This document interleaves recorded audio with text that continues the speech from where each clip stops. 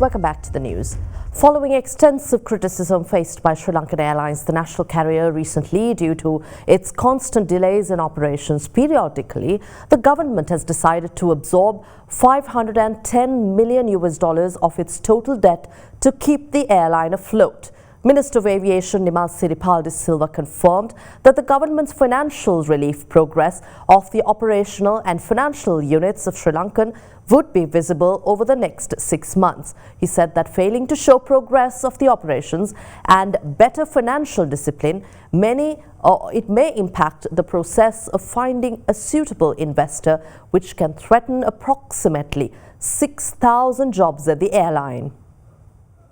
Given the recent delays in Sri Lankan Airlines operations, the government has decided to absorb $510 million of $1.2 billion in loans borrowed from several commercial banks and other institutions to enable the airline to continue with uninterrupted operations. A restructuring program for Sri Lankan Airlines has been planned for within the next 6 months with the single goal of establishing an attractive financial balance sheet.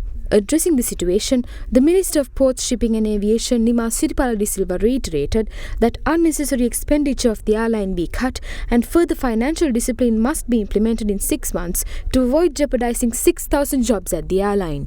Despite the airline continuing its commercial operations for years, there is no fund implemented for the benefit of its employees, unlike other firms. If we are unable to find suitable investors for the airline, the possibility of its employees losing their job is high. We have also requested an allocation of around $60 million for the operations of the airlines over the next 6 months. Through this series of proposals, we estimate the airline to become a more efficient entity with a lesser financial burden weighing it down. If these efforts result in a positive outcome, we can save the airline as well as the jobs of about 6,000 employees.